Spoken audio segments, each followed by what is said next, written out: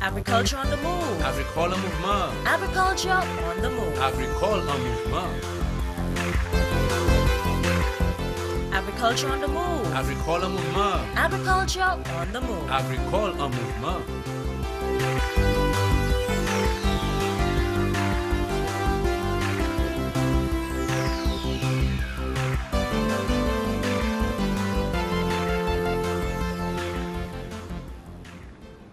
Hello again, Saint Lucia, and welcome to the program, which is your program, Agriculture on the Move. My name is Phillip Sydney, your host. Today, our topic is sustainable approaches to agribusiness and value chain development of roots and tubers in the Caribbean. And of course, Saint Lucia is part and parcel of that planned program. When we say roots and tubers, we're referring to yams, dasheen, carrots, sweet potato, cassava, etc. But today we are going to zero in on sweet cassava and, of course, the derivatives of sweet cassava. This program, if I may give you a little background, so many years ago, Mr. Vincent Lecorbinier, who is now retired, was in charge of the marketing unit, and a project proposal was developed by him.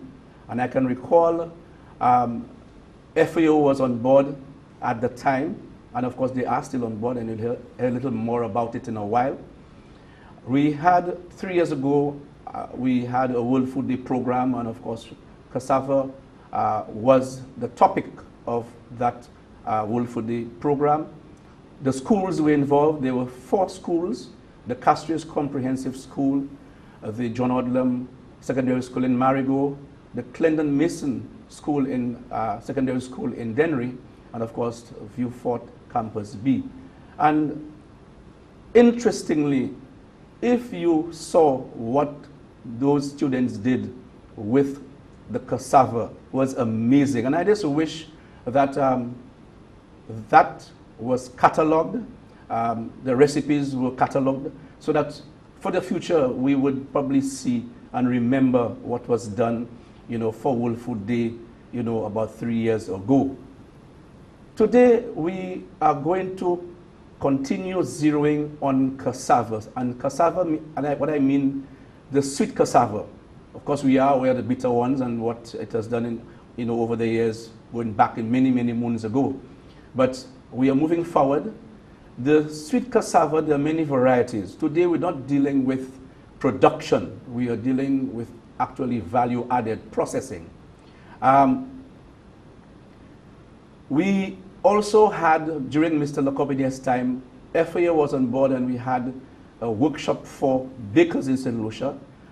There was a master baker from Trinidad who came down, and of course there was a workshop in the north and one in the south, and that went very well. So much so, Manus Bakery in the north up to this day is producing cassava bread using 40% mash and cassava mash, and of course 60% of the flour. Today we would want to know, where is this project? And here with me is Mr. Manus Cherry, who is the coordinator, or the national coordinator for roots and tubers here in Saint Lucia. Welcome to the program, sir. Thank you very much, Mr. Sydney. And thank you, public, for having me here this day. Yeah, man. Manus, where we are today, give us a little background. I know a lot has been done, and I know there's a master plan, and of course there's an overall objective to generate a greater and sustained usage, as well as appreciation for cassava blended bread within the various market segments. What's the program with FAO? Where we are now, where we're hoping to be?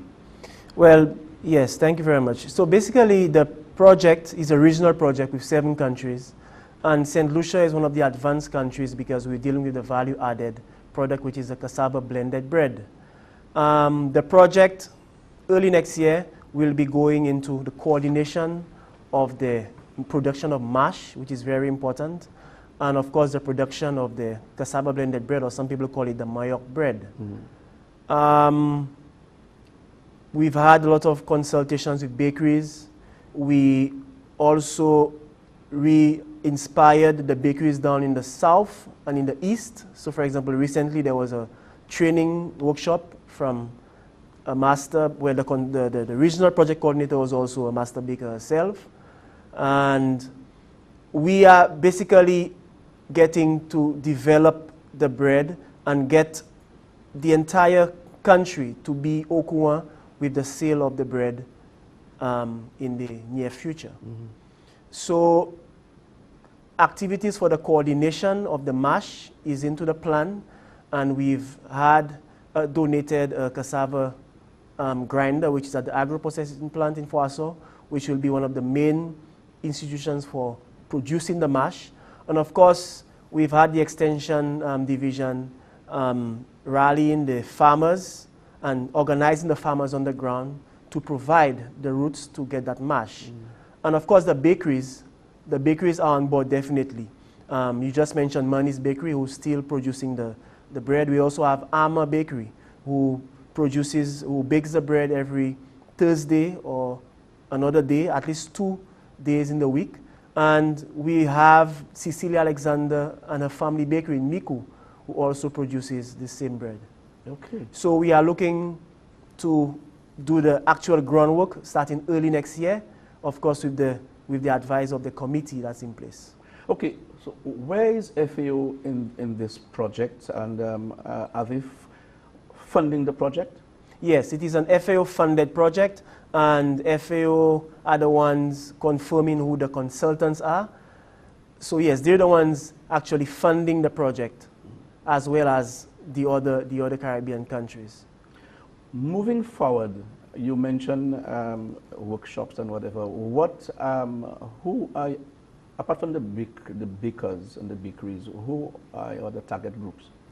The other target groups are farmers, of course, farmers and the traditional processors. So for example, we have Place Cassava, we have Dauphin Harvest, and we have farmers from Miku, we have farmers from Debara who will be receiving post-harvest training come next year.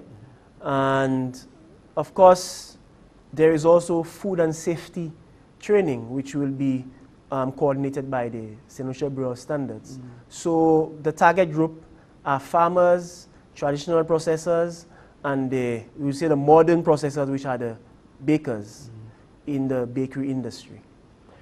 What's your feeling on ground with the consumers who are consuming the bread? Are you getting the feeling that, I mean, it's gaining momentum, they are liking the product on ground? Yes, definitely. The last training we had, the 3rd of November, we got very good feedback from the Vieux-Fort residents. They were saying that after eating the bread, it would fool them as compared to eating the other wheaten bread. Because you need to understand that the 40% mash and the 60% wheat that is used, it creates a better product as compared to the 100% wheaten flour or the white flour as we know it. And of course, it is healthier because the cassava is gluten-free. So you have a bread that is made of less gluten, and of course the bread is filling onto you. So of course the feedback was really good, and people are saying that definitely they will buy the bread as long as the bakeries can bake them. Do we have enough production on ground from the farmers to sustain, to produce for the bakers to sustain that level of bread production? Presently, I will say we are getting there, because we have sweet cassava growers in Debara, we have sweet cassava growers in Labon Moshi, Miku, and Deriso, for example. And of course, the acreage, which is the target of 12 acres island-wide, we're close to meeting that, because presently we have a farmer in Monaso who has expanded his acreage. He has quarter acreage. We have a farmer in Bellevue, Vieux-Fort, who has land prepared to go into production. So we would say that come next year, the first quarter of next year, we will have enough cassava on the ground to be able to coordinate the mash production activities, the bread production activities, in order to supply to these consumers. Recently, FAO donated a grinder Yes. to the agro-processing plant in Foaso. Take me through that. The farmers are going to be bringing in the cassava to Foaso, yeah? Yes. That's going to be grounded there. Yes. Is the bread going to be made at that unit? No. So we are looking at Foaso as the mash production hub. That is where the equipment is, and we have people who are trained, and they will be getting further training to use the equipment. So Foaso will be used as the mash production hub, and the bakeries have said, well, it would be organized enough, they will be ready to buy that cassava mash from Foaso. Okay. So it's a very coordinated activity from the mash up to the bread and production stage. Okay. We are due for our first break. You're watching Agriculture on the Move. Stay tuned, we'll be back soon. What's in the food you're eating? Do you really even know? All the chemicals and hormones used to accelerate their growth. All the artificial flavoring, sweeteners and colors too. We consume and we don't spare a thought for the damage that they'll do. No, think about the children. Think about the children. How will we save them? Chemicals and GMOs are not the solution. Use organic and join revolution.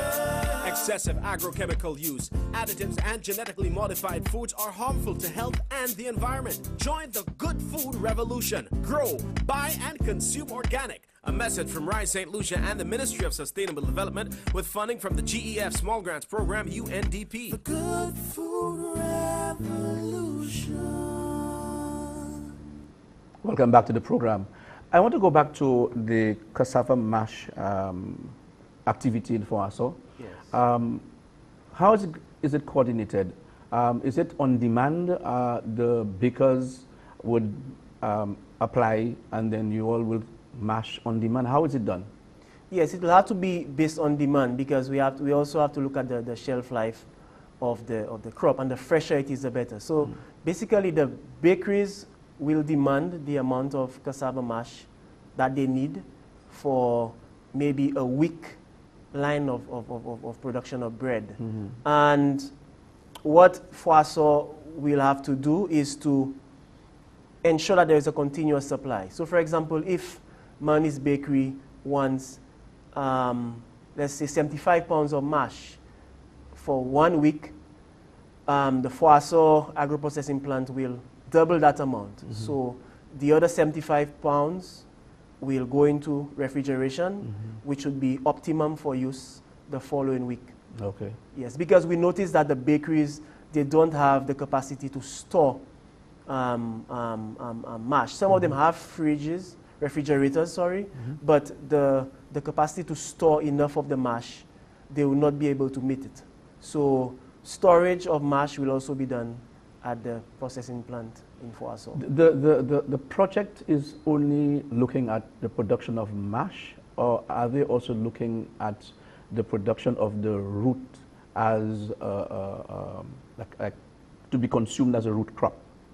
Are you all doing this? Are you, for example, will you all be working with Foaso to ensure that the vacuum pack of the roots, which will be available at the supermarket for people to pick up and go? Yes, well, the project is looking at mainly the coordination, the production of mash, and you'd use that mash to produce your bread. But of course, if there is a demand, and it is very important that people know that the sweet cassava is a crop that can be vacuum packed and eaten. So if there is, definitely we will do some promotion work with regards to the fresh roots of the cassava, and I think there will be a demand because Massy stores already they have indicated that people want to buy the crop as long as it is harvested in a timely manner and the right way. The customers will buy it, and of course, if it is vacuum packed, then I'm sure the crop, I'm sure the roots, the raw root, will sell even faster. So yes, of course, the project has space to accommodate such demand, apart from the cassava mash. Right. We have dealt with the north. What's about the south? You mentioned in the east there's this baker, and also you also mentioned in the south. What's happening with the south since you all did this training? What is going to be the continuous process in the south and in the east? Well, there is the women cluster group, that is the Miku cluster. The Saint Lucia Network of Rural Women Producers, the Miku cluster. We have a few sweet cassava growers. There's Cecilia Alexander. And she recently did some new planting in order to continue her staggered planting or phase planting to supply onto bakeries. And she has the interest, and she has already given the okay. So first of all, since the women cluster in Miku are the ones with the most experience with the sweet cassava production, they will go into production for the bakeries. And in the north of Vifort, for example, in Bellevue, we are getting some farmers to go into the production aspect, the field production aspect, just like the Miku cluster group is doing. So the Miku cluster, are they going to be relying on the Angers agro-processing plant for them to do the processing, or what are they doing now? Well, basically, the production that is going on now is for their own grinding, Okay. and selling and using to sell as bread, to form the bread and sell it as bread. Of course, there is a facility in Angers which also will be accommodating a grinder in order to do some grinding. So that would be even more convenient for the southern bakeries. For example, Bros Bakery would not have to rely on mash from the north, but right there in the south, you would have trained personnel who are able to produce the mash and supply to Bros Bakery. Okay. Do you have a committee on board? Because I can see a lot of collaborators on that, the Ministry of Health, and et cetera, et cetera. So who are your collaborators? Well, yes, we have a committee which is the regulatory body of the project. They're the ones that will be saying, look, the coordination of the mash needs to be done in XYZ way, and the production of the bread. So we have the Ministry of Commerce on board, we have the Ministry of Health, we have ICA, okay, we have the Agri-Enterprise and Development Unit of our Ministry of Agriculture, we have the bakeries on board. We are also confirming that the bakeries chair the committee. So we have to receive word from the Wonder Bakery, and of course Manus Bakery is there. We also have 1 or 2 farmers, one from the northern and the southern region, who would also be making decisions to enhance the regulatory activities of the committee. The women cluster, since they're doing their own thing at their homes, in terms of their own facility, in terms of standard, is there any regulations? Is anybody monitoring what's happening? Well, yes, and we learned that recently that for example, the Babunu cluster would be occupying the FASO Agroprocessing facility. So there, they will be in a structure that has already reached the standards, the food safety standards, the food safety standards, and other HACCP standards, and so on. So now they're, of course, getting hands-on at home, in the home cottage processing, but they will soon be processing the mash at the agro-processing plant in FASO. So the monitoring, of course, will be much more effective. Okay. How far are we vis-a-vis the other 7 countries that you mentioned in terms of the project?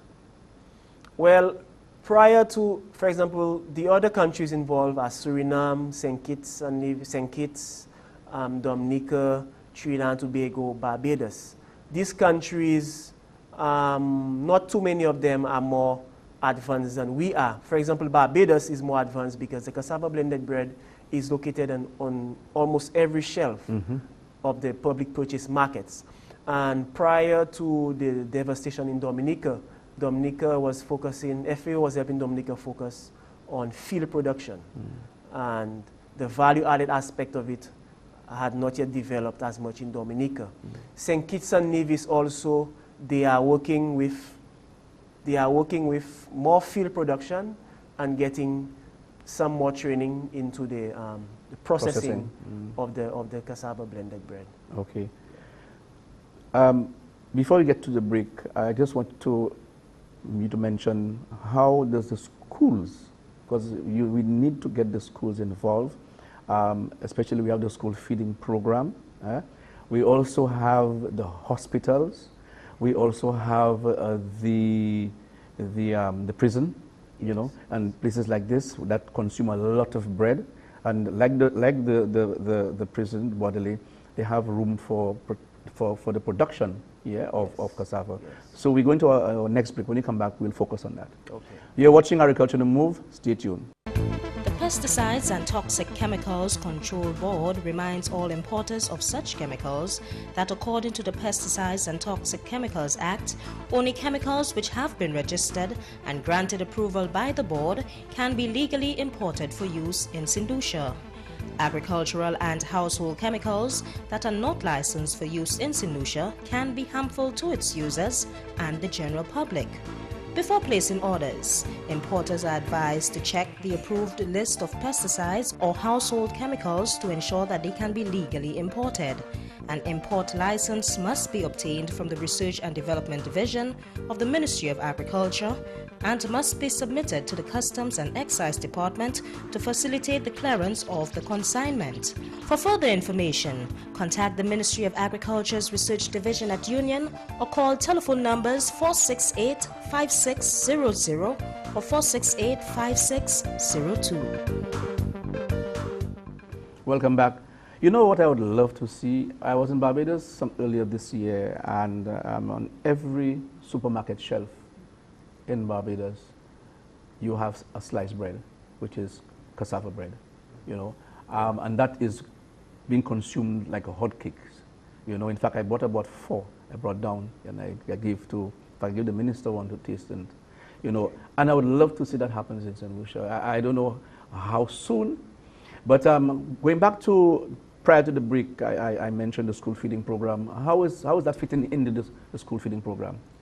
Well, we understand that the school feeding program deals a lot with hot meals, and of course they also there's also high demand for the hamburger rolls and the sausage rolls.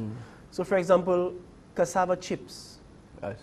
Cassava chips can be produced and supplied to the young ones at the schools, and of course the cassava blended bread can be used as hamburger rolls and so on. Because presently we have one of the participants of the project who's well placed at the Miku Secondary School, who's Carmendos, and she recently last week had an event.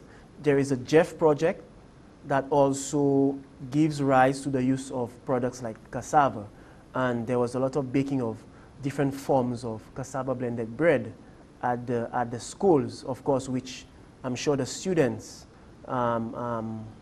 patronized and tasted. So the project, of course, it does fit very well into the school feeding program, whereas cassava chips is concerned, and the baking of bread for hamburger rolls and sausage rolls. Okay. Have you all thought of having the bakeries, since the hospitals, I'm sure, are buying a lot of bread, all right? And of course, which is the whole wheat bread, and of course, for health reasons, we know why it should not be consumed too much. Yes. Have you all fitted this thing into your program?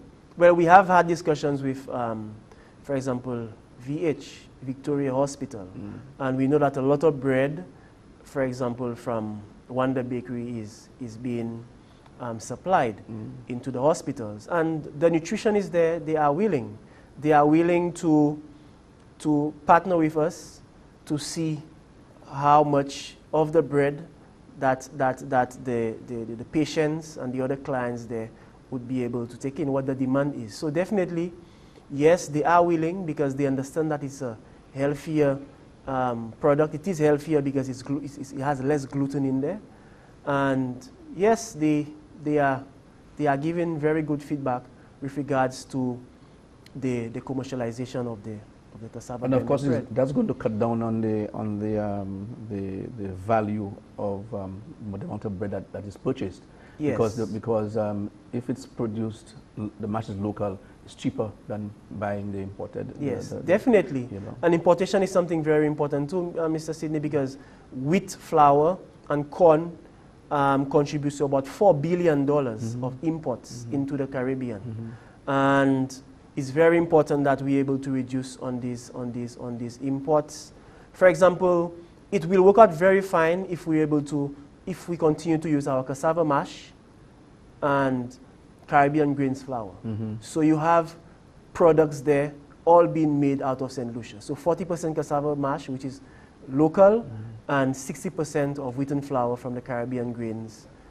As you mentioned Caribbean grains, is there collaboration? Have you all had any discussion in that regard? Well, yes, we did have a discussion with Mr. Arno, who's one of the directors or the manager there, and he said definitely we can come together and look at the possibility of having some products baked out of the cassava mash.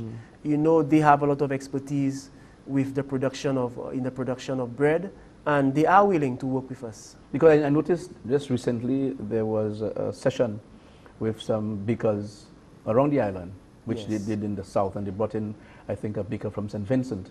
Yeah, Yes. and so I was hoping to have, heard the, you all were involved with them at that level. Yes. But I'm hoping that in the future that will happen. Yes, definitely. There was a prior workshop too, Mr. Sydney, earlier this year, and they welcomed one of our imagine one of the bakers from the cluster groups Okay.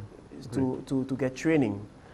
So you could see that the interest is there, and we will be doing some work together. Okay. Bodley, the final one.